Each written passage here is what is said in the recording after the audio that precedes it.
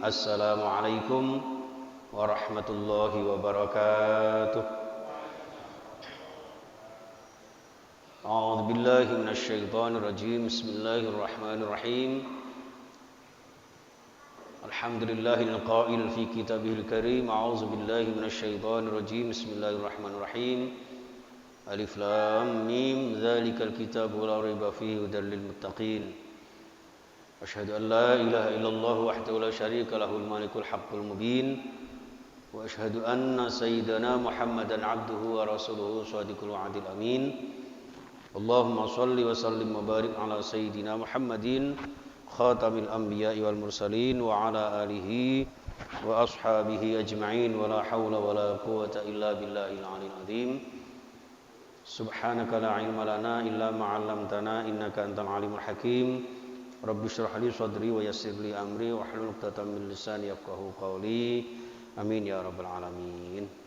Amma ba'du, dumateng para alim, para ulama, para kiai, sepuh bini sepuh yang saya muliakan, tokoh masyarakat yang ada di sekitar Simau Pemaan Baru dan segenap pengurus takmir Masjid Nurullah, sedaya jamaah Masjid Nurullah, wabil khusus jamaah kajian tafsir di Masjid Nurullah dan seluruh pemirsa di media sosial kami, baik di Facebook, di Instagram maupun di YouTube kami. Insyaallah mudah-mudahan senantiasa diberkahi, diridhoi oleh Allah Subhanahu wa taala. Kita bersyukur jamaah sekalian masih diberikan sehat walafiat oleh Allah Subhanahu wa taala setelah saya harus isoman selama 3 minggu, diberikan kesembuhan oleh Allah berkah doa panjenengan. Dan di tengah-tengah isoman itu saya harus nekat pulang karena abah saya dipanggil oleh Allah Subhanahu wa taala.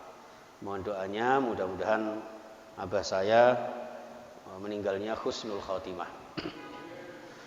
Dan alhamdulillah setelah itu yang 1 pekan benar-benar memang tidak bisa kemana-mana, sehingga kayaknya 2 pekan, 2 Sabtu saya tidak bisa sowan datang ngarsa panjenengan.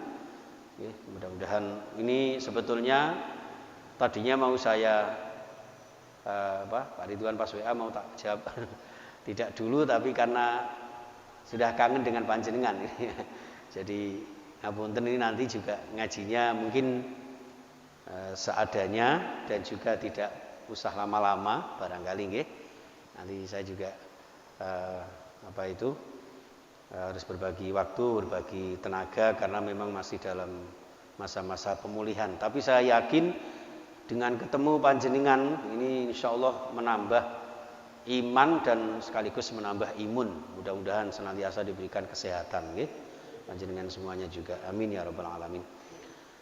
Ila hadratin Nabi Mustafa Muhammadin sallallahu alaihi wasallam wa li arwahi ahli kubur minal muslimin wal muslimat wa khususan ila ruhi Abi Kiai Masdar Mustafa wa ummi Haji Mustamah wa ila arwahi ahli kubur min ahli jamaah Nurullah wa li hajatina wa hajatikum min hawaijid dunya wal akhirah lana wa lahumul Fatihah.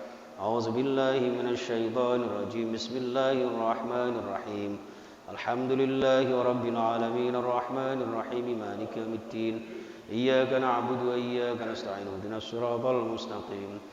Siratal ladzina an'amta 'alaihim ghairil maghdubi 'alaihim waladdallin.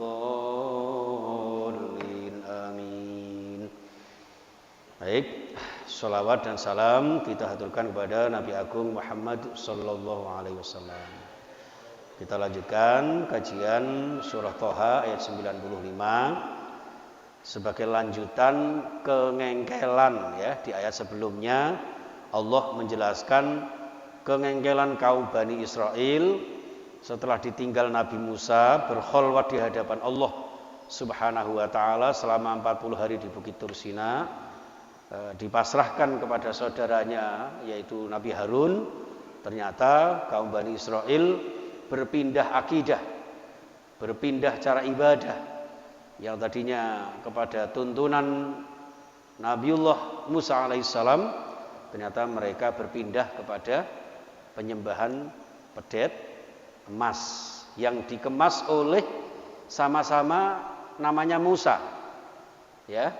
Kalau satunya itu Musa Rasulullah, Kalimullah, dan yang memalsukan ya Tuhan, yang tadinya Tuhan Allah Subhanahu wa taala dipun gantos Tuhan ala ijlun pedet emas, yaitu namanya Musa Samiri. Ya. Ini Musa bin Dhofar ya. Kenapa disebut Musa Samiri? Karena beliau ini karena Musa ini lahir di desa namanya Samira. Ya, Samira lalu dinisbatkan ya dengan As-Samiri.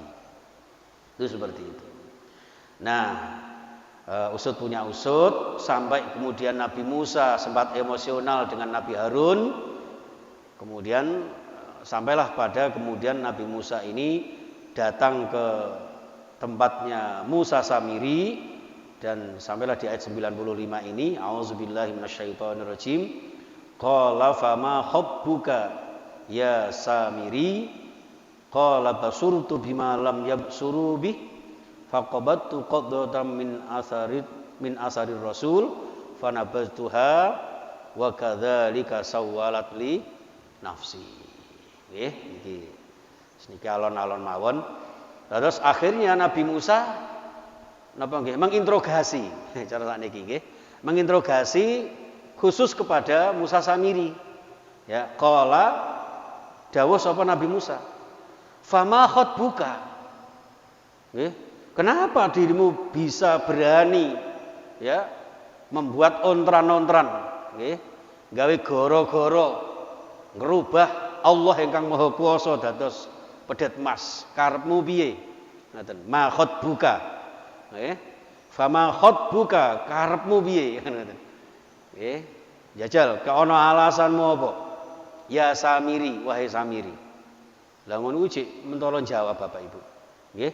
Qala ngucap sapa Samiri. Ngucape ngene. Basurtu, soale aku ngadakno ngene iki wis berdasarkan insting saya, penglihatan batin saya. Dados ini bukan memakai kalimat qala ra'aitu. Nek ra'aitu niku ningali semata-mata lebih cenderung kepada penglihatan secara lahiriah. Tapi kalau basara, basurtu dari bahasa basara niku maknanipun melihat dengan mata batin. Nggih, yang sudah pernah saya sampaikan, waqala Roma Irama gitu. Bukannya tidak melihat tapi apa itu? Bukan buta matanya tapi tidak melihat. Itu artinya apa? Bahwa kalau ro'a itu melihat dengan mata kepala, tapi kalau basara itu melihat dengan mata batin. Nah, menurut si Samiri ini dia menjawab pertanyaan interogasinya Nabi Musa alaihissalam. Dia mengatakan karena saya basurtu bima lam yabsuru bih. Karena saya melakukan ini berdasarkan penglihatan mata batin saya, ya, di mana penglihatan saya ini tidak bisa dilihat oleh mereka kaum Bani Israel.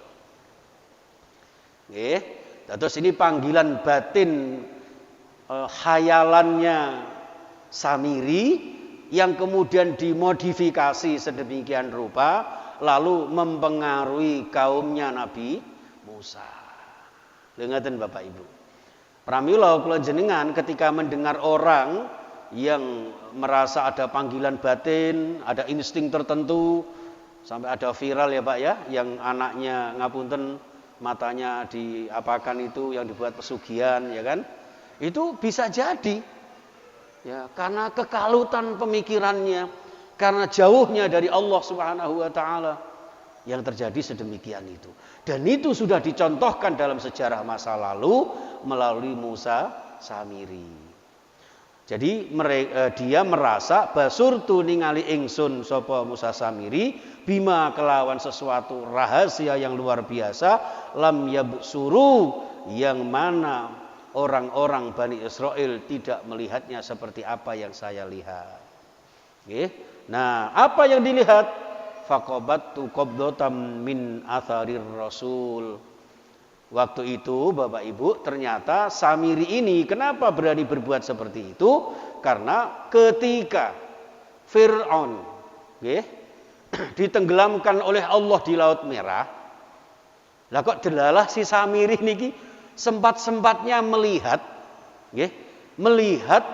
malaikat Jibril niki faqabattu qabdatan min asarir rasul. Ar-rasul di sini adalah Rasulullah dalam arti malaikat Jibril.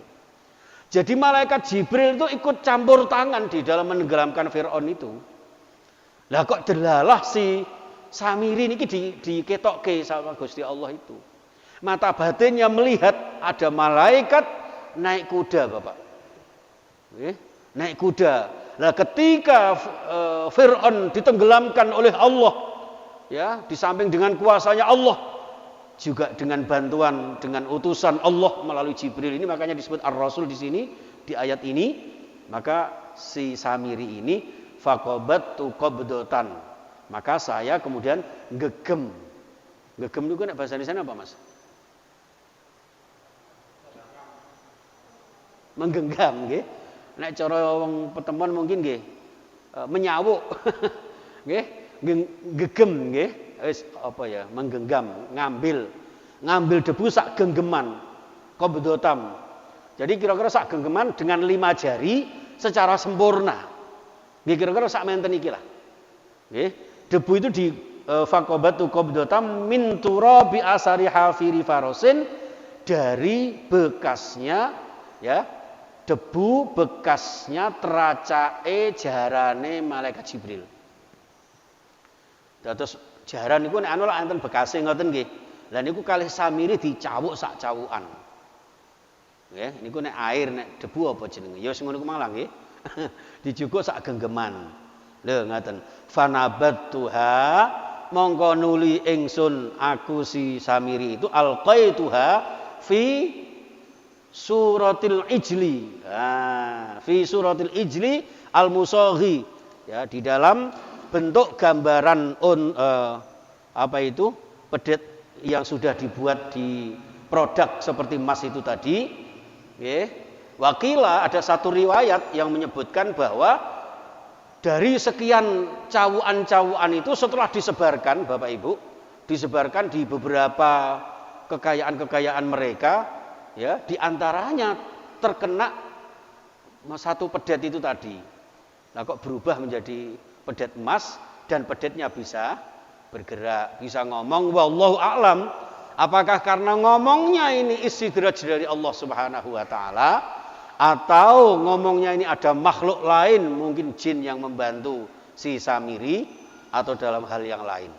Yang jelas ini bukan dari apa yang diridhoi Allah, karena bertentangan dengan tauhid yang mengarahkan kepada kemusyrikan. Ini yang kemudian wa kadzalika sawwalat li nafsi. Wa kadzalika utawi mengkono-mengkono iso ndelok sesuatu sing tidak didelok wong-wong liyane niku wau. Nggih, termasuk iso nyawuk bekase, debu bekase teracake jarane Jibril niku wau. Iku menurut Samiri sawwalat ai zayyanat. Itulah yang menghiasi.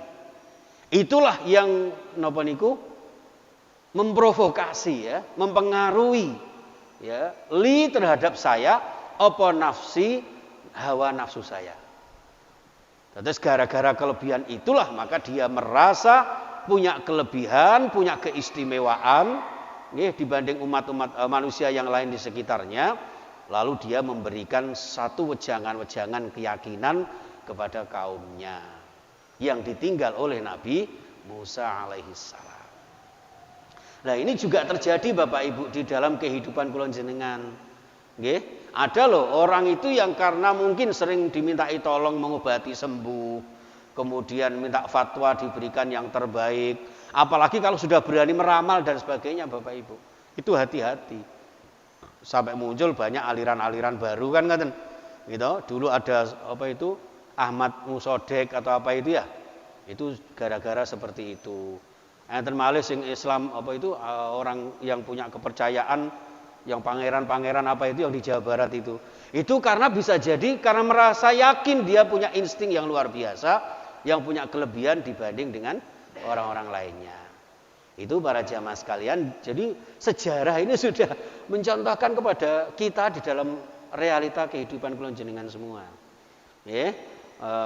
Sawwalat li nafsi. Jadi wa alqa fiha an akhadha qabdatan min turab ma dzukira wa alqaiha ala ma la ruha lahu yasiru lahu ruhun. Nah ini tafsir Jalalain mengatakan begini, Imam Jalaluddin Asyuyuti menyampaikan bahwa satu riwayat ini jadi setelah debu ini diambil oleh si Samiri lalu disawur-sawurkan kepada binatang yang tidak ada rohnya itu. Jadi patung pedet itu sudah dibuat sedemikian rupa, terus disirati kalih debunya bekasnya tracake jarane Jibril niku wau. Lah kok delalah niku sesuatu yang tidak ada rohnya itu yasiru lahu ruhun. Ternyata tiba-tiba bisa ada rohnya. Nah itulah yang menggoda Samiri sehingga kemudian membuat umatnya Nabi Musa kepencut. Apa kepencut itu ya? Tertarik ya untuk mengikuti kelebihan-kelebihan Musa Samiri ini. Nah, jamaah sekalian rahimakumullah, lalu Nabi Musa marah. Nabi Musa marah niki qala lahu Musa, qala dawuh lahu maring Samiri sapa Musa Nabi Musa. Nek ngono Samiri fadhhab minggato sira. Nggih, bahasa kasare ngoten. Ya. Fadhhab mongko minggato sira Samiri mimbainina dari tengah-tengah kami. Wis aja mancik tenggene tanah Israel kamu. Kamu harus pergi jauh dari sekitar kami. Nggih. Fa innalaka fil hayati, karena sesungguhnya kamu memiliki kehidupan ya. Jadi artinya selama kamu memiliki kehidupan tidak boleh berada di tengah-tengah kami. Kamu saya usir dari lingkungan kami selama hidupmu, tidak boleh kembali ke tengah-tengah kami. Antakula la misas, ya. Jadi jangan sampai kamu menyentuhku. Jadi la misas, tidak boleh sedikit pun bersentuhan dengan saya. Itu yang disampaikan oleh Nabi Musa terhadap Samiri. Ya. Antakula yang mengucap sira liman ra'aituhu, terhadap orang yang menyaksikan, ya, saya menyaksikan orang itu, la misas, siapapun tidak boleh bersentuhan dengan kamu. Ngoten gampangane. Nggih, masyaallah. Wa innalaka lan sak temene sira wahai Samiri mau'idan, akan diancam oleh Allah li'adzabika, menyiksa kamu, ya, lan tuhlafah, yang tidak akan pernah bisa digantikan atau yang tidak pernah bisa dihindarkan. Lan tuhlafah. Niki Bapak Ibu sekalian rahimakumullah, sehingga gara-gara dia menyekutukan Allah, ya, alaihi akifan, ya. Ini jadi gara-gara dia nyembah selain apa yang disembah seharusnya kepada Allah niku wau, nggih, maka dia diusir dan mendapat ancaman siksaan Allah di hari kiamat yang akan datang. Lanu harriqannahu, sungguh teman-teman kami Allah akan ngobong sira, nggih, ngobong ing Musa Samiri tadi itu wau.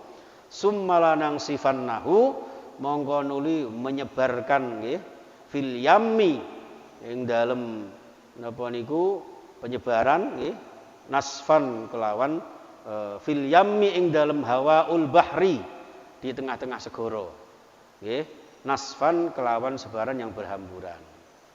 Ini barangkali Bapak Ibu yang ditiru oleh salah satu agama, nggih, yang ketika ada yang meninggal jenazahnya dibakar, terus abunya dibuang, dilarung di tengah lautan. Ya, padahal ini maksudnya adalah bentuk saking bencinya, ya, Nabi Musa kepada Samiri karena sudah melanggar aturan dan sudah tidak bisa maafkan lagi. Itu seperti itu jamaah sekalian.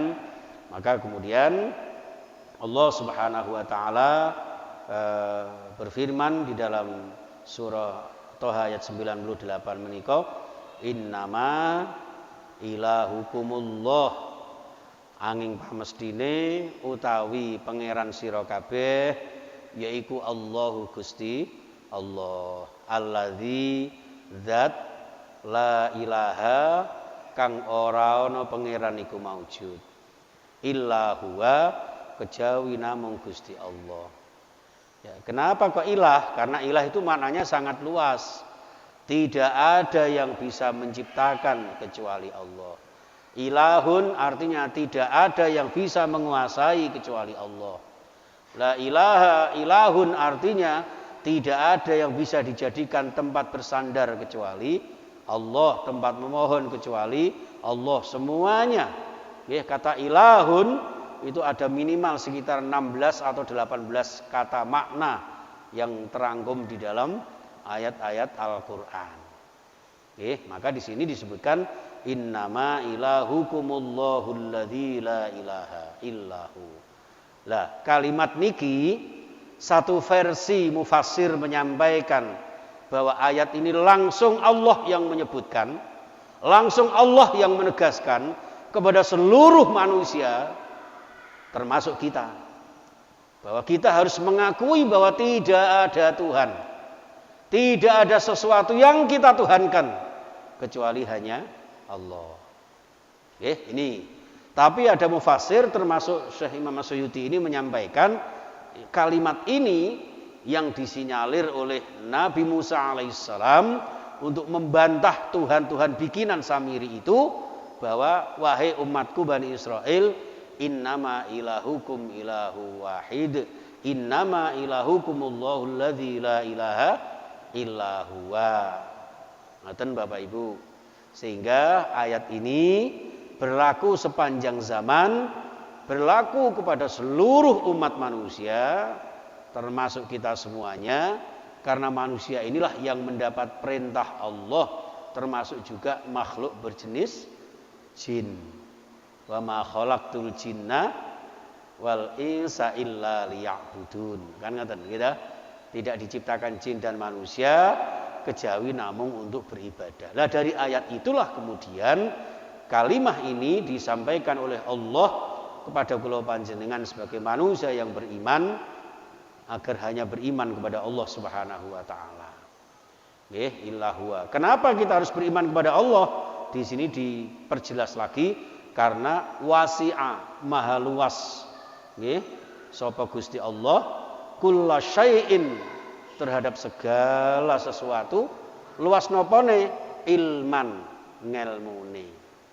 Allah yang maha tahu segala sesuatu. Malah tenggene surah At-Talaq ayat 12, wa annallaha qad ahata bikulli syai'in ilma. Kan ngaten? Gitu. Sesungguhnya Allah itu meliputi ilmunya terhadap segala sesuatu. Apa yang kita kerentekan Allah maha mirsani. Allah maha mengetahui. Tenggene surah Al-Jin ayat 28, wa ahata bima ladaihim wa ahsa kulla syai'in adada. Kan ngaten. Nggih, jadi wa ahata lan ngelmune Gusti Allah niku ngliputi bima ladaihim. Nggih, terhadap segala sesuatu di tengah-tengah makhluknya, wa ahsa kulla syai'in adada, dan Allah maha kuasa untuk menghitungnya. Sekecil apapun dihitung sama Allah.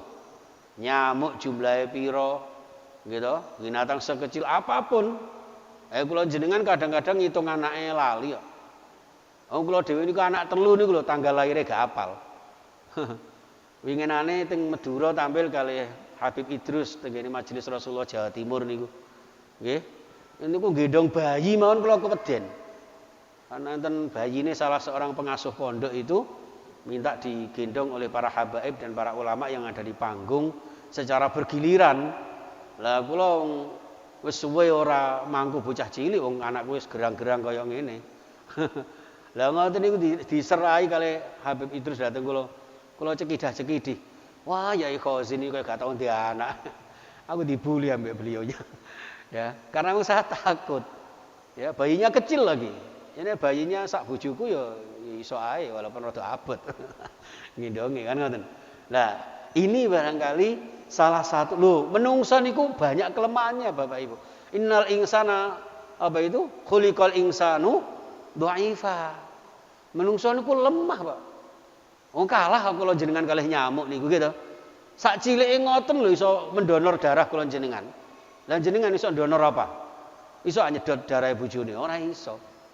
Lah niki jamaah sekalian, maka Allah Subhanahu wa taala yang bisa menghitung segala makhluknya, baik yang kecil maupun yang besar di antaranya. Nggih. Bahkan di dalam surah Saba ayat 3, la ya'zubu anhu misqalu dzarrah, tidak ada yang tersembunyi bagi Allah. Walau sekecil zarrah. Ya. Zarrah itu materi yang paling kecil. Itu tidak ada yang tersembunyi. Ya kula jenengan kadang-kadang kan lek terima dhuwit 50.000 kan iso dirahasiakno, Bu. Selempitno teng ngene sae celana sing mburi cuwili iku. Ngono ibuke kan wis gak ero. Gitu. Nek roh kok kadang kan entek kabeh. Nah, kadang seperti itu. Nggih. Iki tengene Al-An'am, wa ma tasqutu mi waraqatin illa ya'lamuha. Bahkan daun-daun yang jatuh itu tidak ada yang tidak diketahui Allah. Wala habbatin fi zulumatil ardi. Biji-bijian yang kecil-kecil walaupun di tengah kegelapan di bumi kita ini, ya. Wala ratbin wala yabisin, sesuatu yang basah maupun yang kering, illa fi kitabim mubin. Semua dilihat oleh Allah, semua disaksikan Allah dan dicatatnya di dalam catatan kitab yang nyata di Lauh Mahfuz. Tegene surah Hud yang sering saya baca ayat 6, wa ma min dabbatin fil ardi illa 'alallahi rizquha wa ya'lamu mustaqarraha wa mustaudi'aha. Gitu. Apapun gegremetan tegene bumi niki illa 'alallahi rizquha, pasti akan menjadi tanggungan Allah rizkinya. Lah nek gegremetan mau ditanggung rizkinya sama Allah, apalagi kula jenengan. Makanya jenengan nek ngasta, nek kerja itu jangan bilang begini, aku tak kerja, tak mencari rizki. Jangan. Karena rizki itu sudah disediakan Allah.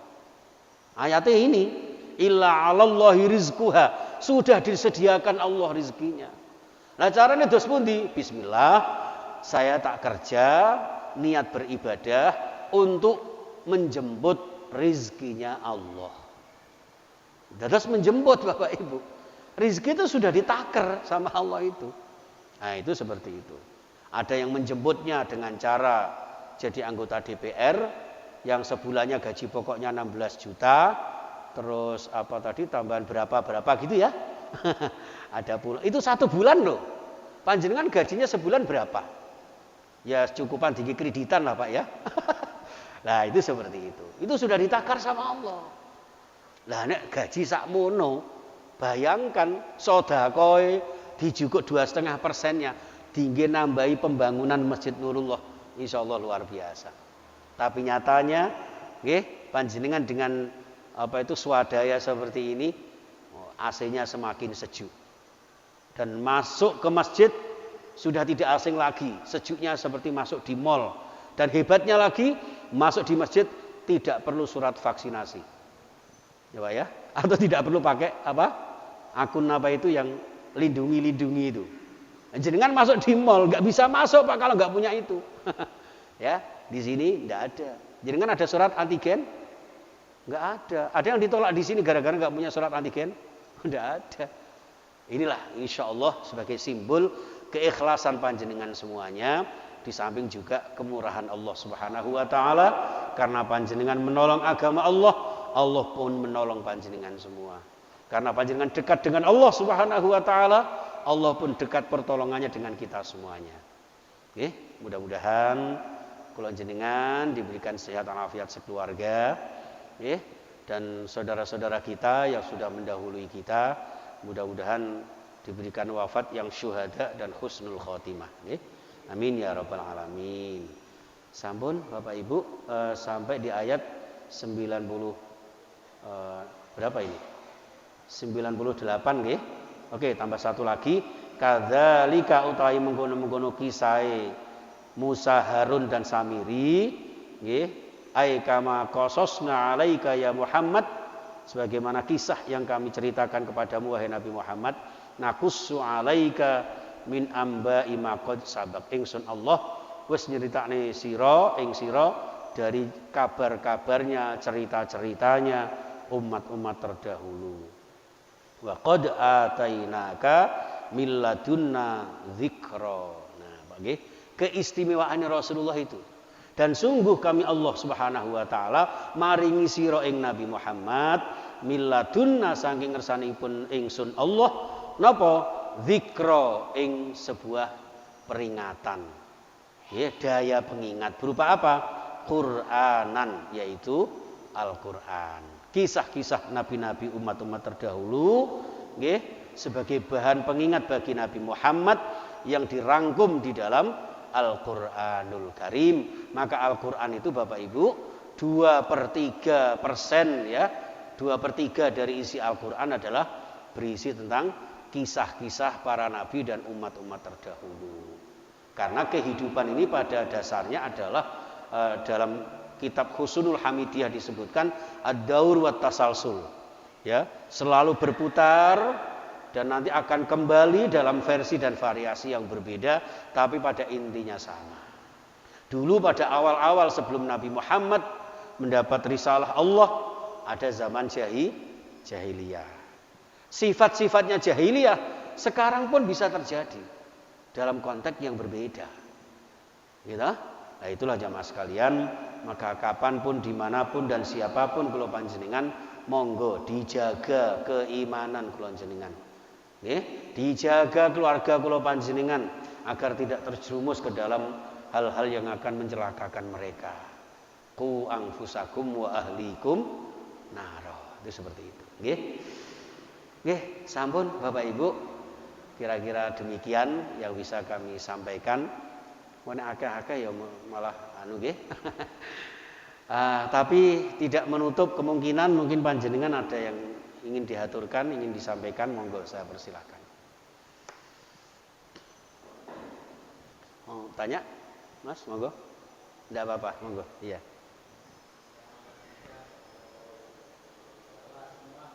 Ya. Jadi di dalam Al-Qur'an itu disebutkan nggih, wa hadainahum najdain kan begitu, ya. Manusia itu saking demokratisnya Allah dengan akal yang sempurna yang diberikan Allah sebagai tanda kemuliaan manusia dibanding dengan makhluk-makhluk lain di antara makhluk Allah, nggih. Mereka diberi akal, dibimbing wahyu sehingga diberikan dua jalan bagi manusia. Ya Pak ya. Jadi di sana sudah dicatat di Lauh Mahfuz, khazin ini nanti perbuatannya begini. Nggih, sudah di sana. Tapi itu pun ketika di dunia manusia ada yang namanya kekuasaan, nggih, satu usaha yang mereka lakukan. Wa hadainahun najdain, ingsun Allah maringi dua jalan. Wis terserah kamu. Sing penting pokoknya iki wis tak kei dalan iki dalan apik, iki dalan elek. Lah karek menungso niki dengan akalnya bisa memikir apa tidak. Lah baru setelah kehidupan di dunia itu, setelah diazali dicatat oleh Allah, ternyata setelah di dunia nggih ada pilihan berdasarkan wahyu petunjuk itu, tinggal manusia mau memilih yang mana. Maka disinilah kemudian ada namanya qada dan qadar. Kan ngoten. Kalau qadar itu kan ketentuan Allah, yang masih ada namanya qadar kan perkiraan, Pak. Ya, perkiraan. Bisa jadi misalnya saya dicatat oleh Allah di sana rezekine Pak Khazin iku sak wulan gajine ngalang-ngalai DPR. Umpama. Tapi ternyata karena saya di dunia menjadi pemalas, ya, tidak bisa meningkatkan etos kerja, akhirnya gaji saya hanya sedikit. Nah, itulah yang menjadi qadanya Allah, ketentuan Allah berdasarkan usaha manusia. Maka kemudian disimpulkan manusia diwajibkan berikhtiar, diwajibkan beribadah atau berdoa, lalu kemudian bertawakal. Itu seperti itu. Ya, jadi walaupun dicatat di Lauh Mahfuz sana fi kitabim mubin, tapi dikembalikan kepada ikhtiar dan ibadah manusia itu sendiri. Ngaten, nggih. Lalu yang kedua apa tadi? Nah, ya termasuk itu. Jadi misalnya termasuk rezeki yang sudah ditentukan Allah, kemudian perilaku manusia, ya kan? Sama saja. Jadi seperti itu. Makanya kenapa seorang nabi bisa punya anak yang tiba-tiba mengingkari apa yang menjadi petunjuk ayahnya, ya, Kan'an kepada Nabi Nuh, ya kan? Itu bisa jadi di Lauh Mahfuz sana sudah dicatat bahwa Kan'an ini karena anaknya nabi, ini insya Allah ahli surga. Tapi karena dia melenceng mengikuti minal kufar, orang-orang kafir, maka pada akhirnya dia mendapatkan label minal kafirin. Innahu ghairu min ahlik, kan ngaten, innahu minal kafirin. Jadi anakmu ini sebetulnya bukan termasuk keluargamu karena mbok didik wis gak kena. Dia termasuk orang kafir. Termasuk Nabiullah Ibrahim alaihissalam kepada ayahnya dan seterusnya. Itu terkait dengan hak prerogatifnya Allah yang kemudian manusia diwajibkan berusaha. Kalau jenengan sudah ditakdirkan Allah menjadi orang yang pandai, tapi ternyata tidak mau sekolah, tidak mau belajar, tidak mau ngaji, misalnya. Itu juga bagian daripada hasil usaha itu yang pada akhirnya menjadilah qadha ketentuan Allah yang sudah terjadi berdasarkan upaya dan usaha manusia itu sendiri. Nggih, untuk itu kalau jenengan manusia yang sudah diciptakan Allah yang sempurna ini, monggo kalau jenengan al-insan bitahyir wallahu bitakdir, kan ngoten. Kalau jenengan monggo ikhtiar dengan baik, berdoa dengan khusyuk nggih, dan bertawakal secara totalitas, bersandar diri kepada Allah, pasrah sumarah dhateng ngarsanipun Allah Subhanahu wa taala. Nggih. Kira-kira ngoten Bapak Ibu? Sudah syak ya, dereng? Oke, saya cukupkan. Kalau nggak ada pertanyaan lagi, saya cukupkan sampai di sini. Alhamdulillah ini Bapak Ibu. Tadi saya mau berangkat agak apa ya? Ini ternyata sampai di sini karena mungkin semangat datang panjenengan, doa panjenengan, ya semakin ringan ini badan saya. Alhamdulillah ya. Jadi inilah berkah doa-doa panjenengan. Jadi saya tuh kalau diem di rumah itu justru malah ini bisa menambah penyakit karena ya rumah kan gitu-gitu aja toh Pak. Nah kalau keluar di sini kan tahu indahnya Masjid Nurullah, bisa mirsani panjenengan yang apa itu sumringah ya, ngaji ikhlas karena Allah disertai dengan sholat berjamaah. Ini yang mudah-mudahan akan menambah rahmat Allah, akan menambah barokah dari Allah, sehingga kalau panjenengan insyaallah barokah fid dini wad dunya wal akhirah. Amin ya rabbal alamin. Bisirril Fatihah. A'udzubillahi minasyaitonir rajim. Bismillahirrahmanirrahim. Alhamdulillahirabbil alamin arrahmanir rahim maliki yaumiddin. Iyyaka na'budu wa iyyaka nasta'in. Ihdinas siratal mustaqim. Shiratal ladzina an'amta 'alaihim ghairil maghdubi 'alaihim waladdallin. Amin. Matur suwun pangapunten. Subhanakallahumma wa bihamdika asyhadu an la ilaha illa anta astaghfiruka wa atubu ilaik. Wa rahmukum wallahul muwaffiq ila aqwamit thoriq. Assalamualaikum warahmatullahi wabarakatuh.